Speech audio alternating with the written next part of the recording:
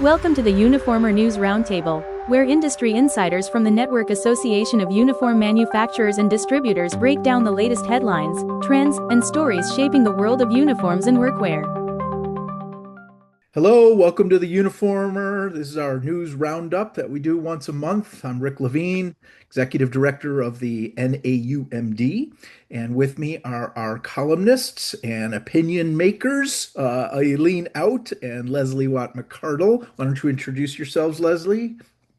Sure, I'm Leslie. I'm very active member of the NAUMD and have been in the uniform industry for almost all of my career. Eileen? Mhm. So I am Eileen Out. I am from the Netherlands. I am a columnist every week for the NUMD. And besides that, I have an English website, prettybusinessworld.com, where I publish articles about different kinds of uniforms and workwear. And you can also find me with the same name on social media because I also make videos about uniforms. Yes, lots of videos about uniforms. Every airline out there. It's very It's interesting. awesome. Three Yeah, times a week, I make a airline video, yeah, about yeah. uniforms and dress codes and everything. And there's happen so many things happening. But I will talk about that in this I mean, there's so many podcast. airlines. Most people don't even realize like how many airlines there are in the world. And I guess if you stop and think about it, every country has multiple, and there's, 200 countries or whatever the count is And currently, right? yeah, but So, there are also private airlines. yeah, right, right, That right. is also, a part of it. And they also have their own unique uniforms, most of the time, even more unique. So yeah, it's really a really big business. Yeah. I'm getting messages every day from followers telling me new stuff about it. So yeah, it's really interesting. So the format is we each bring two news items or topics, and then we round robin them for as long as we find them interesting to talk about, I guess.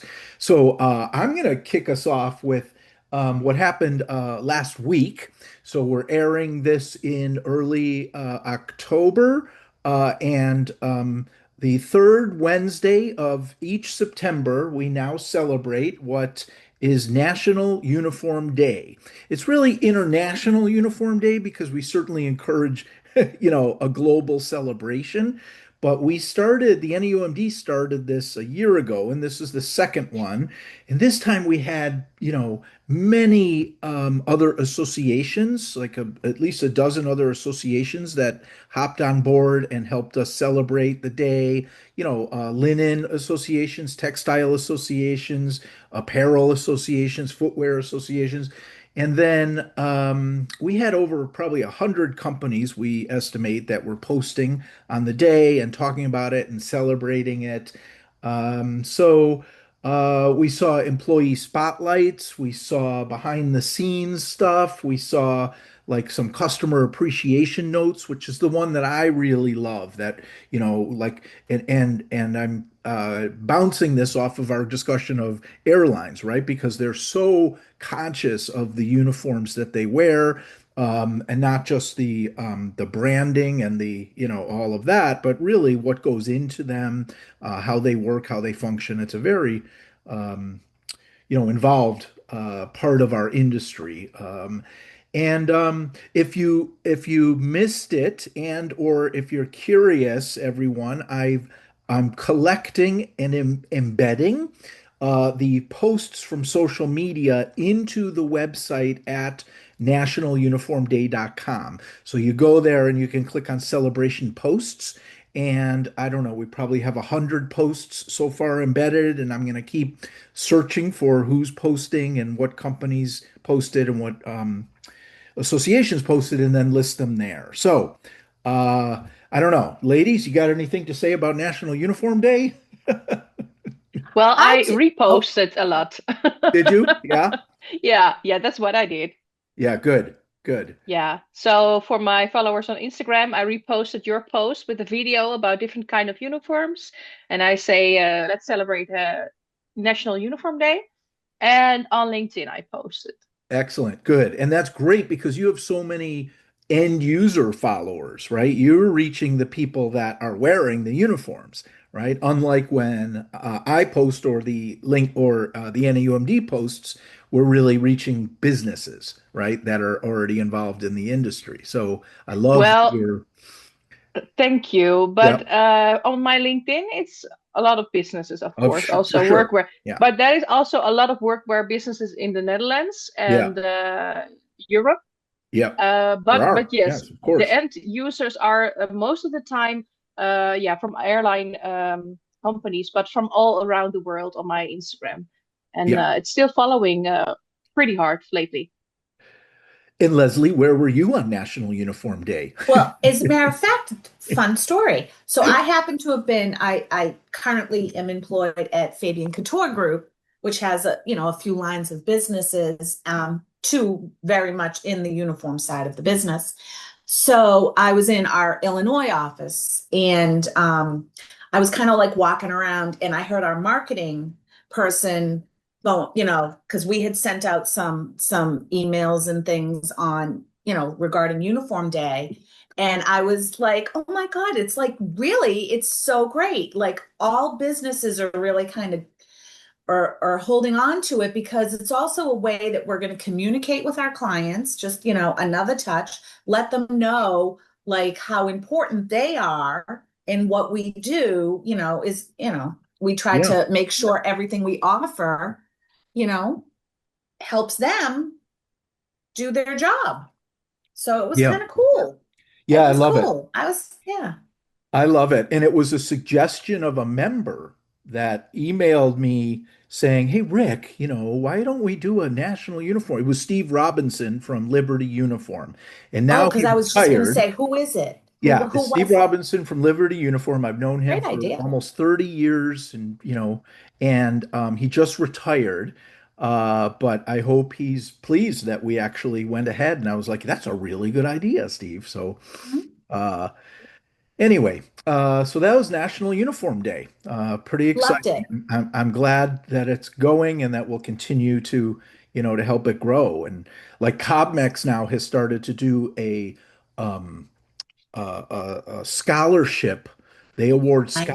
scholarships on National Uniform Day. They announce it for design students who can pursue workwear and uniforms. And I mean, they Love may it. not pursue them, but it's definitely to build the awareness of our industry. So I think that's great that they're doing that. Okay, who's next? Aileen, you want to go? Yeah, I have to think about that you said about scholarships. I Yeah. am now talking with a company in Germany, which is called Fashion Group. When you heard the name of the company, you think about fashion, but they do a lot of things with workwear, they do the organization for the A plus A, but they also make scholarships and things for Oh, students who want to be more involved in the workwear industry.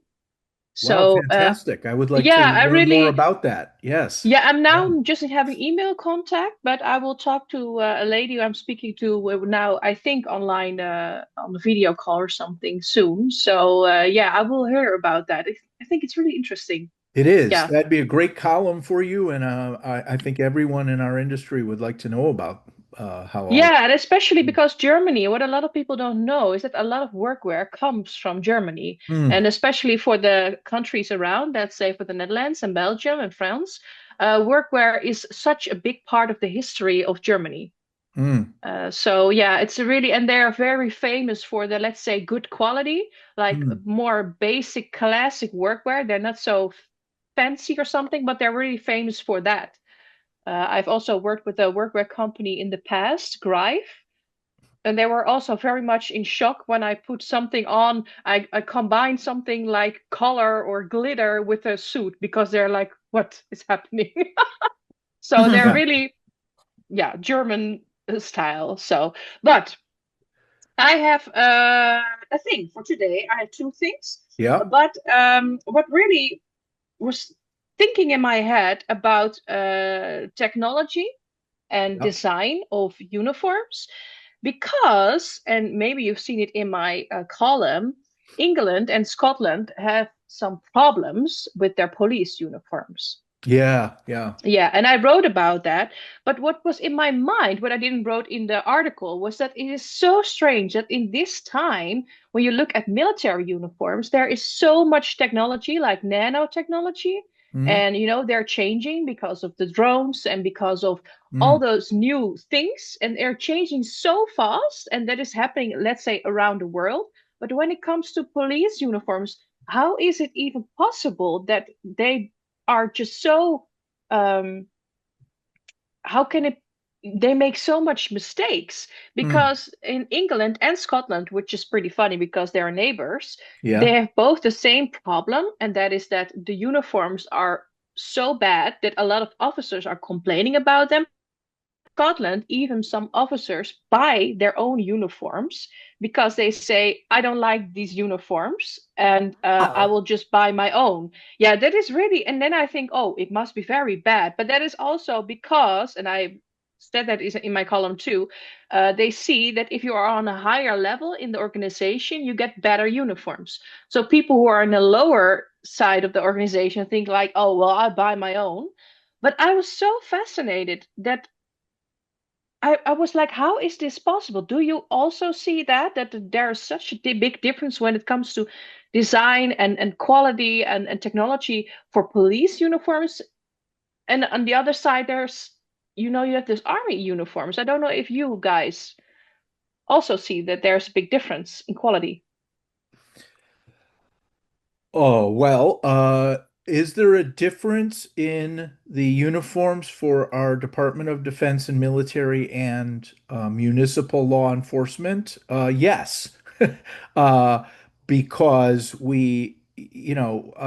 our Department of Defense gets, $1 billion a year, to spend on whatever the heck they want. I mean, it's a lot more than that, but Yeah, the police departments are constrained often in what they can invest in and or afford for as far as forward tech, buying.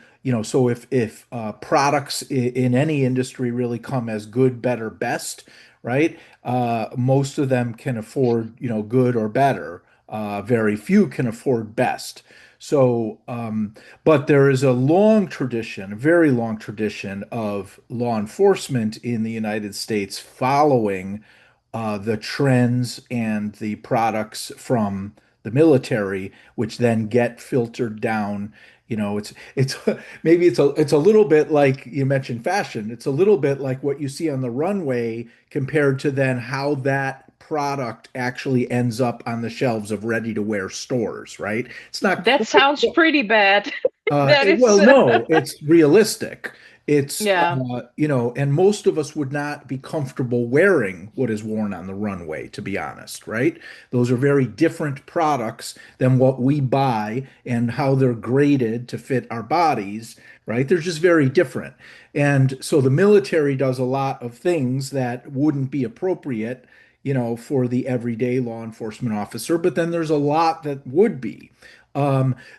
And then the other thing you brought up, but no, we do not hear the complaints that you were highlighting that a few of the European companies are.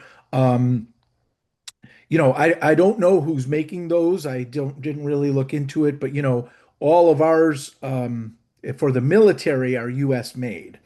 And so there can be differences in that because police are not obligated to, although some are, they've written it in that they have to buy U.S. made. But so there's a difference as well that you're just going to have differences in the products because some law enforcement uniforms are imported. The specs might be based on certain military, testing that's been done, but then there was another point I was going to make. Uh, Shoot, and now it's gone from my head. Leslie, what are your thoughts? well,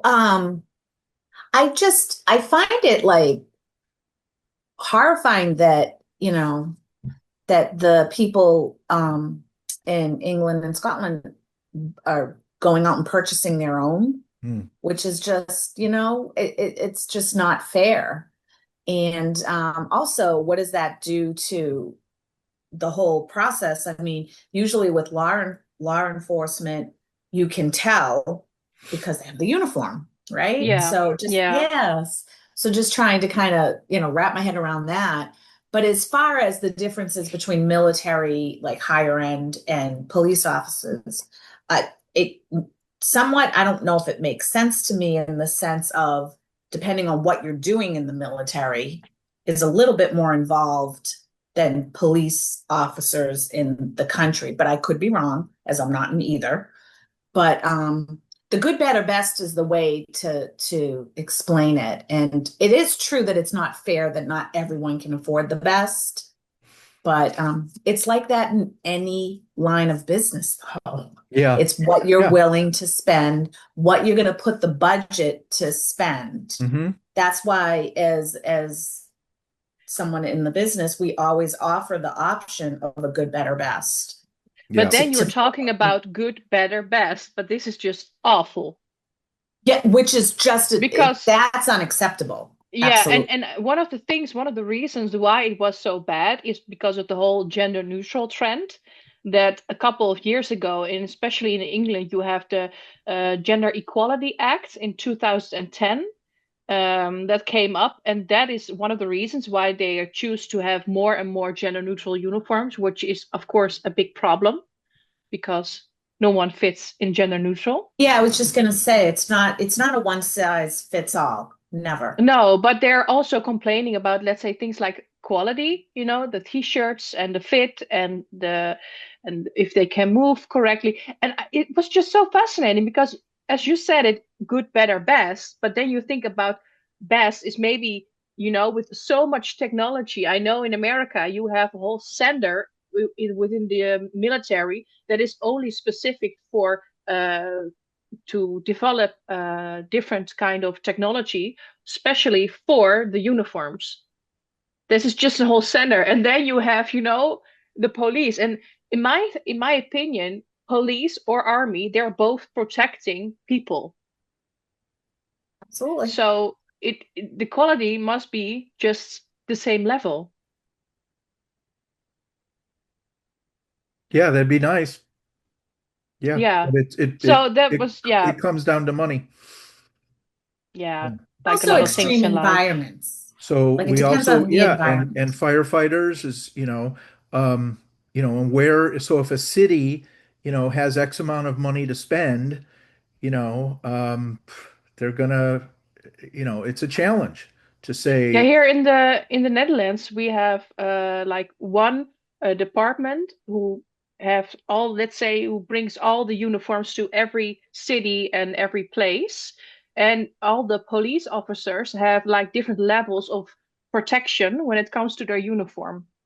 So every police officer has like a basic uniform, but then how bad is the situation, they can choose to protect themselves. So it's like for all the same. But I know I've also heard that in England and in Scotland, it depends on the area where you live. But that's something, yeah, I think it's really strange. okay, Agreed. Agreed. all right, Leslie, what do you got? This one's interesting because I also drink the coffee. So Starbucks, I think it was last spring, rolled out to their employee base because historically Starbucks, the employees would wear their clothing and then just wear the infamous green apron over it. Well, the corporate office wanted to kind of instill like a uniformity to what people wear. So they put out, a document that they would like now mind you, it's a nice offering. I mean, just wear something, a black t-shirt crew neck. It could be any type of black shirt. It could even be a black button up. And for the bottoms, you could wear either, I believe it was like a pair of khakis, black, or even denim, so a pair of jeans. So basically, it was a black top and a pretty wide variety of bottoms. And then obviously the classic apron. So, seems simple enough, but my goodness, I guess there are recently a lot of lawsuits from the employee base to say that, it's taking away their rights for their own identity and whatnot. And I found that interesting because it wasn't a specific uniform type. And we as a society, like you can be who you are and dress how portray yourself as who you are. But just to really complain over something as simplistic, and I'm not saying they're right or wrong, but as a black shirt and a pair of jeans with a green apron, to me seems like you have a lot of variety. And there's like a lawsuit going. So they're taking away their individuality and whatnot. So I'm Three curious. lawsuits.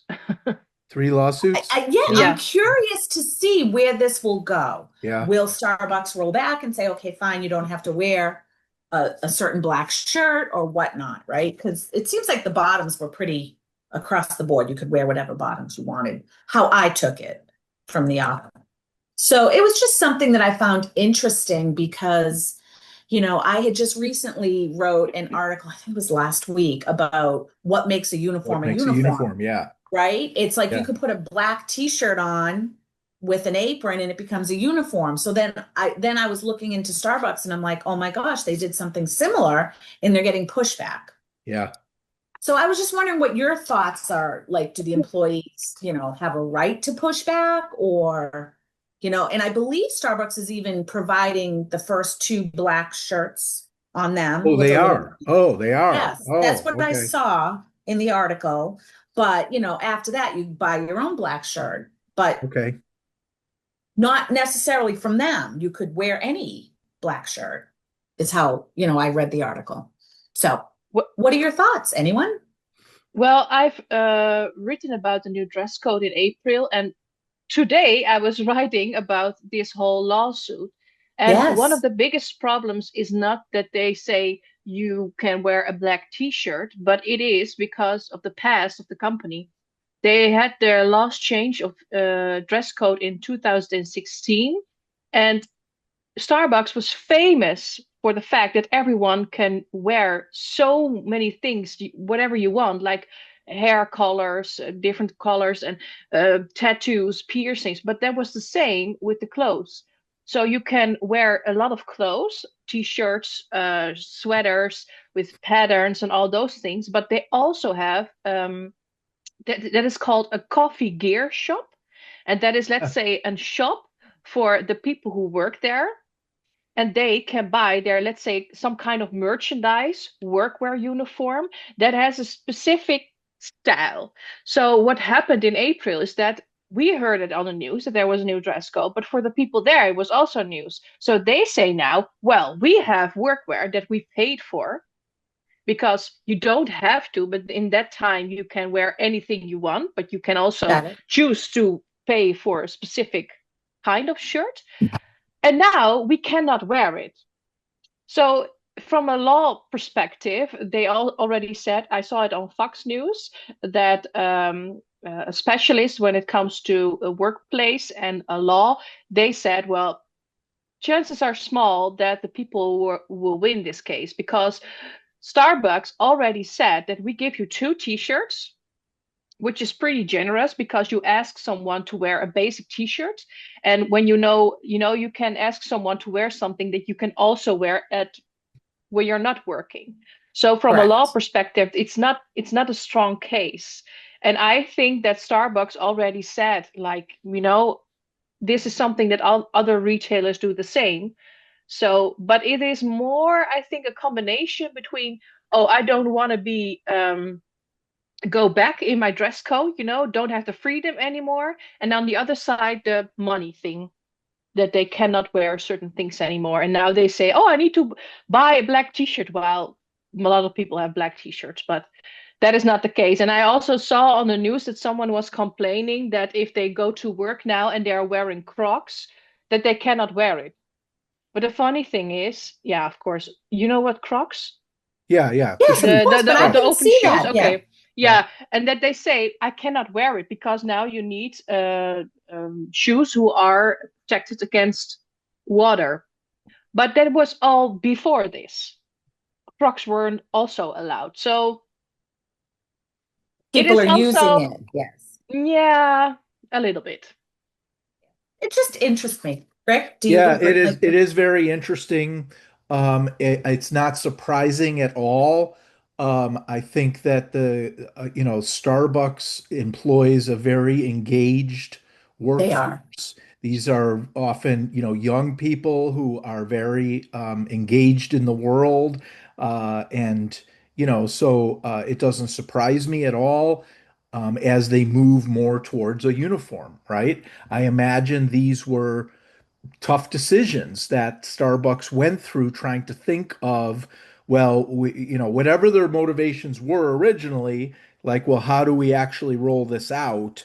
And I'm sure they even debated maybe we just go to having a uniform, right? Versus, Hmm. okay, no, well, let's just have a dress code. Okay, well, what's something Yeah. in between? And right. So I imagine it was quite challenging to figure out how to do this.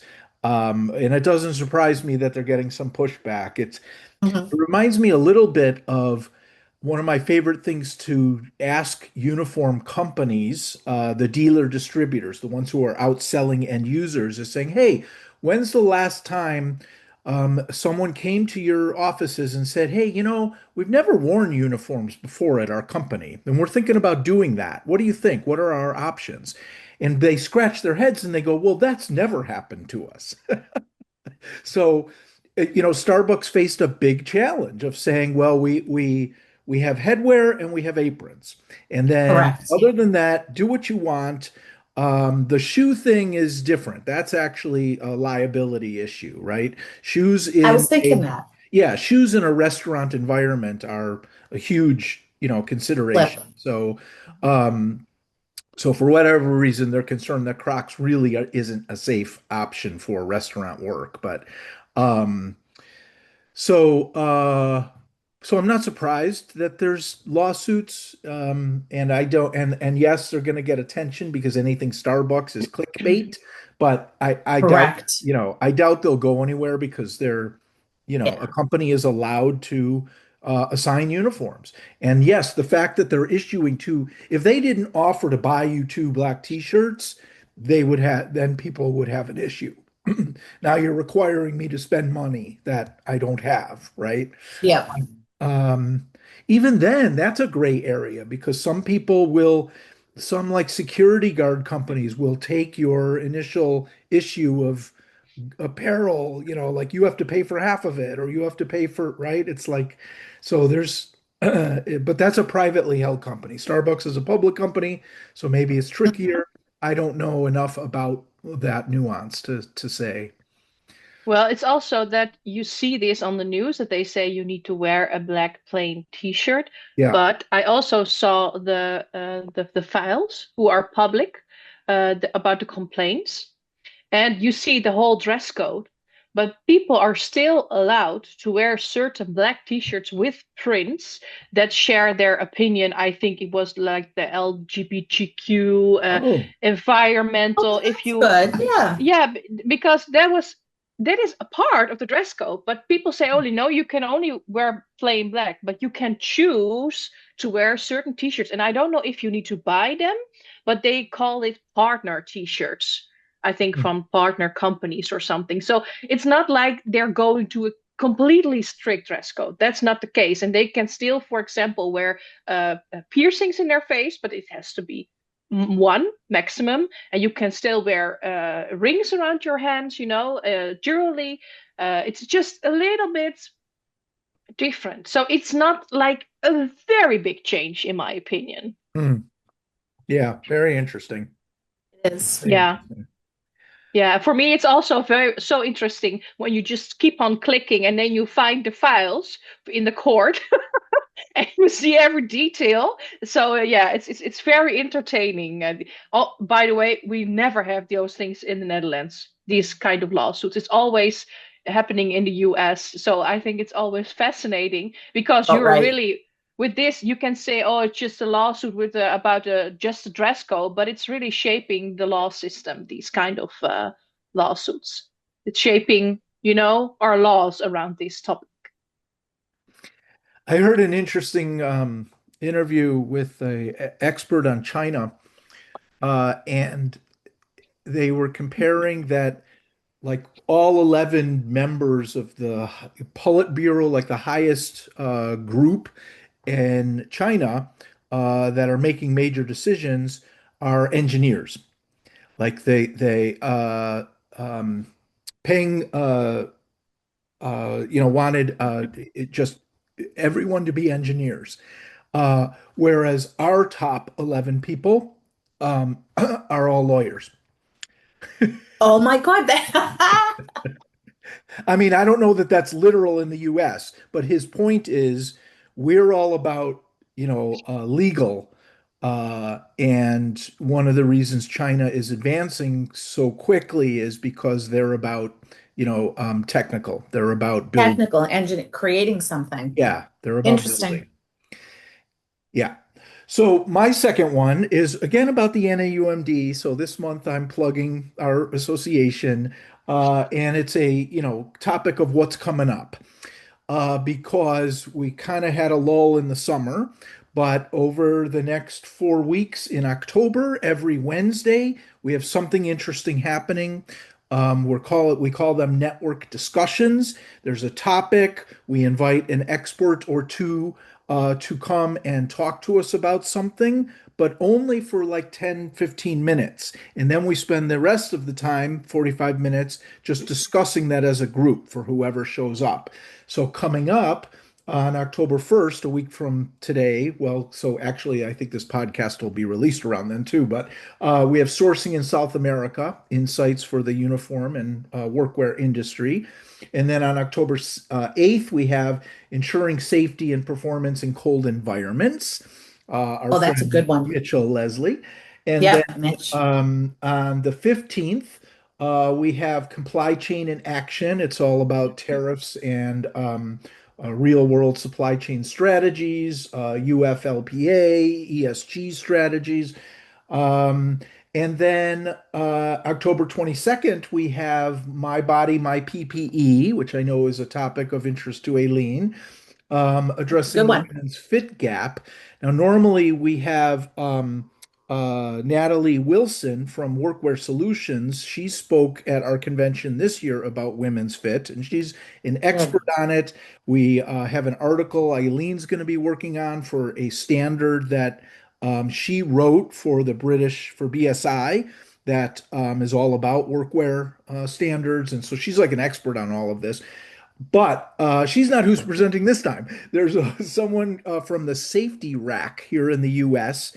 She's involved in the workwear space, but she's also a worker herself over many years. And she did a survey of about 500 women and got their feedback on fit and comfort and what they're in and workwear. And so she wrote it all up as this, kind of biased study, if you will. And so she's going to present her findings to the group. I mean, the findings are already out there, but I thought it would be interesting to get together and have her tell us about it and then talk about it. And It then we is. started announcing, I sent out emails and we're starting to push that, it's time to start making plans for our convention for next year, which will be May 3rd to the 5th. We're going to Leslie's town. We're going to Boston. Woohoo! So And, they'll all have accents. I will not. um, and we're very excited about that. We're going to have a technology focus. We're going to have more product demos again. We're going to, and so I've started inviting companies to, book booths. I think even just in the few days since I sent out emails, we've had like 15, 18 companies register for their booths. We usually sell out our booths by February. And so there's just a bunch happening that I wanted to plug for NAUMD activities. Reactions? Yeah, So I already exciting. saw it in Sorry, the I should oh. pass it to one of you. I know you have to. Yes, go on. Go on, Eileen. Yeah, I saw it on the calendar. Sometimes I just check the calendar if there's Mhm. anything new. And I saw the PPE for women and I Yeah. was like, yeah. Yes. And I know her, let's say, from digital, reading Oh, things, and yeah, the women PPE experts that are certain names who are like popping up a lot of times in this world, and I saw her a lot. So I'm really curious. So I've written it down in my calendar. Yeah, good. I'm That's happy that yeah, it's very interesting. Yeah, that should be a good one. And we've had a bunch of people sign up for next week's Sourcing in South America. That one, so I invited three South American companies that are members of our network to come and I said, each of you just take like 5 minutes and tell us what best practices are. And obviously you can plug your company, but more like what's the best way to work with South America from North America, of course, is the angle to it. I don't know. Leslie, what are your And thoughts? no, definitely, definitely. I think every single one that you spoke about is very relevant to what's going on today. Like South America, you might be extremely interested because of added tariffs that are in other countries. Yes, there are tariffs in South America. They just tend to be much less Hmm, than what the tariff happens to be currently today. But that could very well change in the next five 5 minutes. minutes. I know. So I don't want to say anything and jinx us all. Yeah. So I plan on attending them all as best I can, Yeah. but also the tariff one, extremely important, mostly for North America, because it is tough being in our industry right now, Hmm, sourcing. I mean, you don't want to pass that cost on to your client, but sometimes you have to pass on an increased cost. So it's really hard. And obviously, I understand the women's fit. That'll be a good one too, yeah. because it's long overdue. And what's great to see, and I'm seeing more of it, and Aileen, you're a part of it, more people are talking about it, right? And the more people talk about it, it'll prompt companies to really listen and put it in their programs. Hmm, I came from a former my former employer.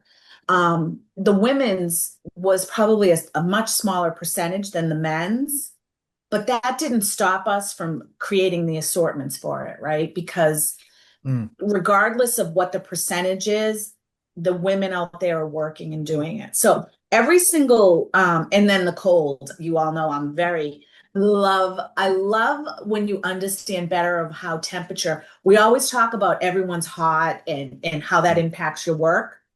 The same is said, the same is true for cold. So we need to pay more attention to that as well. Hmm. So not to go on and on, but every single one is very timely. Good. Good. All right. I forget who went after me last time. Was it I forget Aileen? too. Was it me? I think it was you, Aileen. Okay, okay. Well, I had something written down, but what popped in my mind when you talked about what people want to be like in terms of jobs in China and versus America, then Oh, what popped into my mind was that I've written an article and column about the workwear industry in South Korea, which in my opinion is very, and I don't say this often, important to read because the workwear industry is growing so hard now there. Hmm. It's like getting boom. You've seen the column? Yeah. Yeah. Yeah. It is like I've seen the numbers, and because what is happening there is that South Korea is very competitive when it comes to jobs and education. So Hmm. children there are growing up with you need to go to university. I know in the US it's also the same. It's very important to go to a university. But then you have certain kinds of jobs where everyone wants to have that job. So it's so competitive that at this point, when you want to have that kind of job, it doesn't pay a lot of money because the companies can choose to so many kinds of people. And when you have a job, you will be replaced very easily. So what's happening now is that more and more people from, like, let's say, younger people are going to, and forget the English word for that, but let's say jobs with your hands. Okay. Manual yeah. labor. Labor jobs, yeah. Yeah. So be a plumber, or Hmm. electrician, that kind of jobs. Hmm. And from the history, people are always looking down to it, like, oh, that's not a good job in that country. But now the youth is like, wait a minute, there are so many jobs there. They're Yeah. paying good, and the government They is do. also giving a lot of money to those schools because they need those people. So what is happening now is that the youth, 25%, 52%, I have to say this correctly, 52%, um, is looking positive towards those labor jobs. So it's shifting the whole mind. And what is happening now is that more and more young people want to have that kind of jobs, which means that the workwear companies are growing enormously at Wow, this moment. very interesting. Because, Yeah. yeah, Yeah. and the government also said, wait, okay, so we need to build, our country. I mean, they're having a whole different level of development because Korea history, of course. But now the government said, well, we have a lot of people are dying at work or at risk. There are a lot of problems. So they're changing the rules. So workwear company needs to change their collections better, more protective workwear, different Hmm. kinds of workwear. Yeah. So it is so interesting to read and to see what is happening there. Um, so yeah, I've written a column about it, but that just Good. pops in my mind that was one of the things that was like, wow, Yeah. this is So really interesting. there's threads of that I've read here in the US as well, Aileen. I think it's a really interesting topic. So, there's this pushback against higher education, college, and there is more another word for it is tradesmen, right? Like more people go into the trades, which would be the Yeah, manual labor, which, you might think of as construction or HVAC or electric, plumbing. And, it used to be that you would graduate high school, right? Our secondary level, and then you would go to learn a trade, and that would be what you did. And there is a push and sort of a rebirth of that here too, because the jobs are like one estimate was, I'm making these numbers up, but it was like we're a million, employees short of the number of, people in HVAC, or electricians that we need in this country. yeah. Like that's how much opportunity there is. It's also wonderful because those are the kinds of jobs where you can also be a solopreneur. You can run your own, Business. individual business or work with just a group of, other plumbers and have a local plumbing company that, so you don't have to work for big corporate America. And lastly, uh, when you look at the smart people that talk about, oh, well, these are the jobs that AI will replace first, right? And then these are the jobs that it'll take a long time for AI to replace.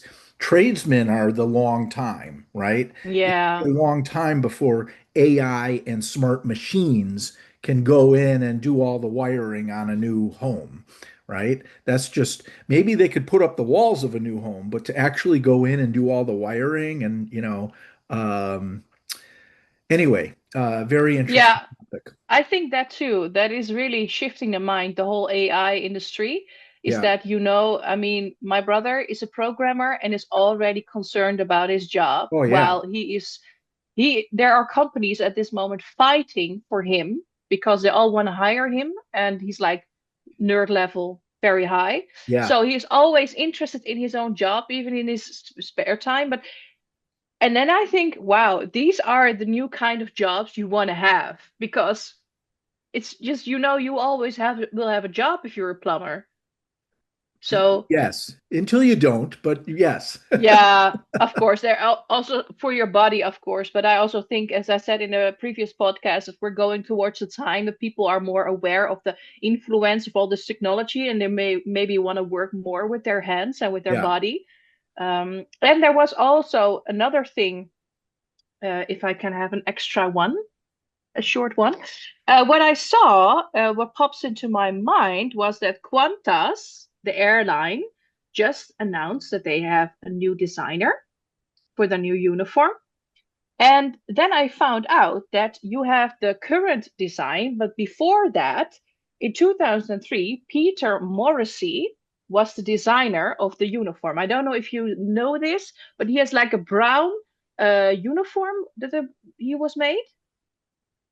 Okay. Oh, no. But what was very interesting is that when Qantas announced that they needed to have a new designer, you have a designer pick program. What is it?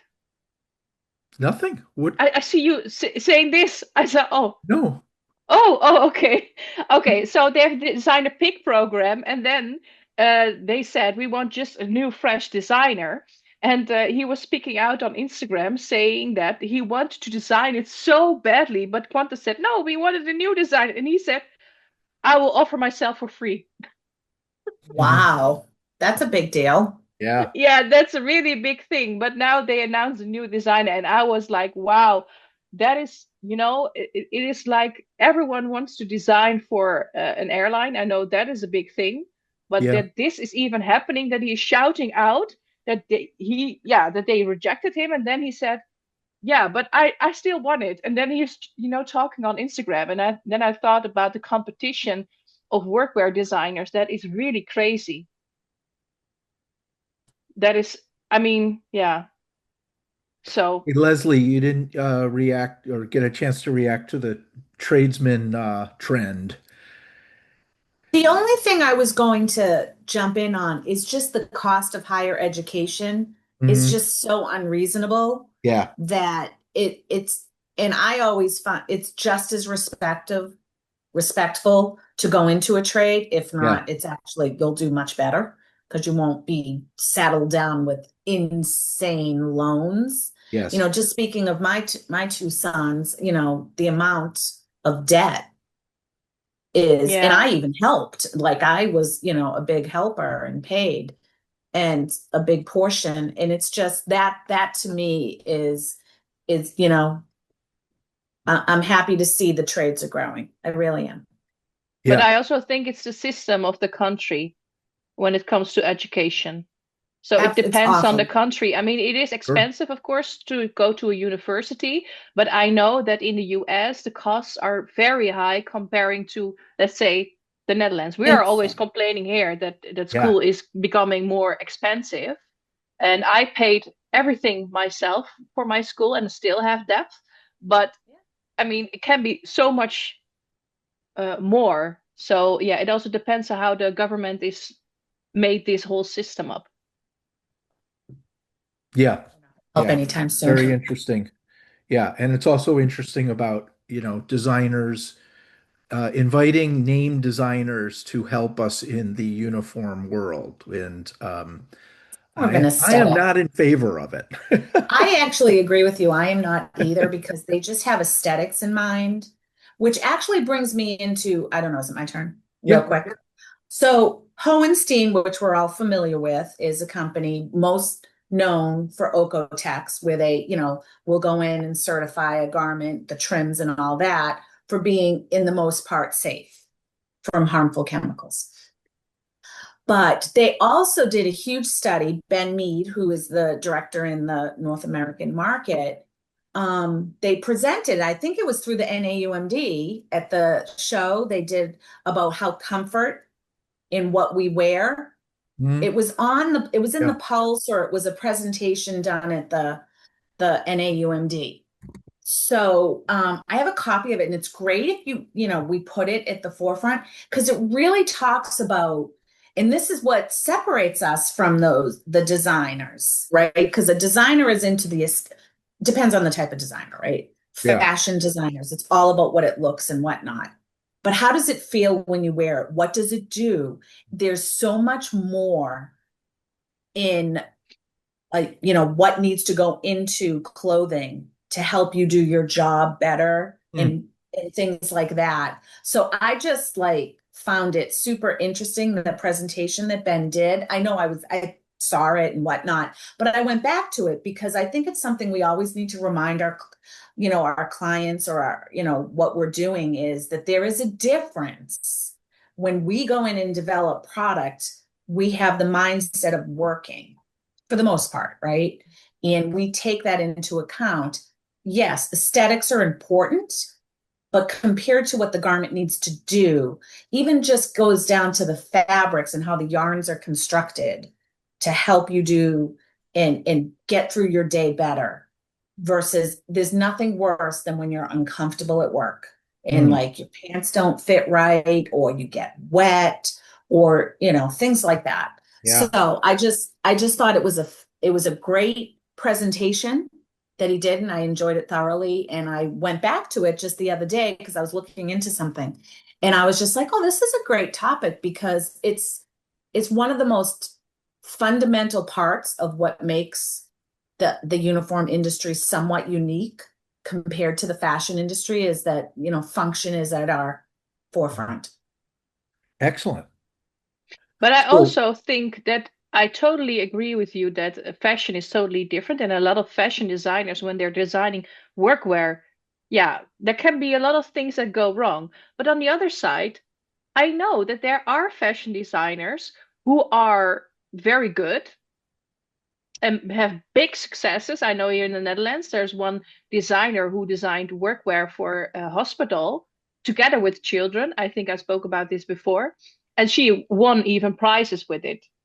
And you have, for example, the Italian designer Ettore Bilotta, and he started to design for one airline and now have designed for many airlines. And he has really a unique style, but everyone is so happy with the uniform. So on the other side, we also sometimes need to give them, let's say, a chance to welcome them in the Valid. workwear industry when they're really good. That's valid. Absolutely.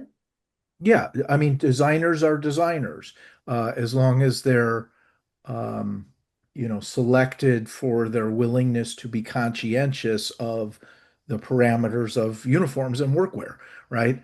That, they can't say, oh, well, this is just going to be for women sizes 0 to 8, right? The rest of you can shop somewhere else, right? Yes. It needs to, if they understand. An AUMD member is Lily Yang. So Yep, she's Lily great. designs, and she has a name in the fashion world, and Yes. she does couture, right? She does high-end wedding gowns, and Headings. right. Yes. So she's got that brain, right? But then she also, she designed the Seattle Space Needle uniforms. She currently owns the Amazon uniform program contract. She Yes. did Oh, She did wow. Air. I think Yeah, she did she Air really Canada, got in. right? Yeah. Uh, so, uh, so there's someone like you're saying, Aileen, we need to say, hey, no, it's possible. It's just, I'm just wary when you invite Kate Spade, right? I'm just going to randomly pick on Kate Spade from 10 years ago, 20 years ago, was invited to design something in the uniform space. And most of us rolled our eyes that this is not I going, know, awful. Yes. right? Yes, no, I know. But Yeah. to Aileen's point, sometimes, it's important to also be open as well as. Sure. And they may Yes. have technical expertise that they lend to the cause, right? Just like we were discussing earlier, that the military ends up with technical expertise that they can lend, to law enforcement to assist in the design and execution of law enforcement uniforms. And if they're not, Mhm.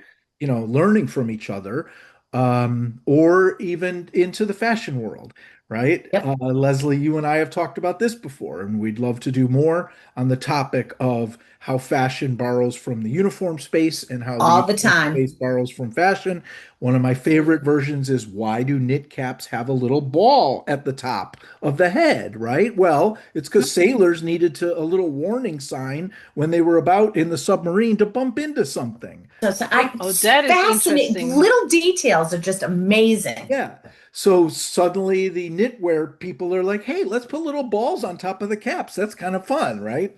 Yeah. It's like, And Yeah, now that's it's totally there. true. Yeah.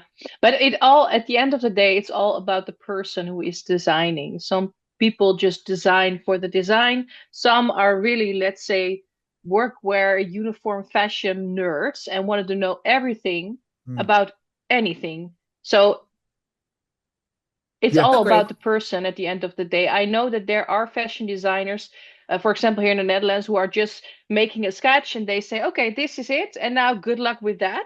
But I know also people are really going to factories and check everything and speak with people for many hours. But they're also the kind of designers who are more expensive because they're really involved.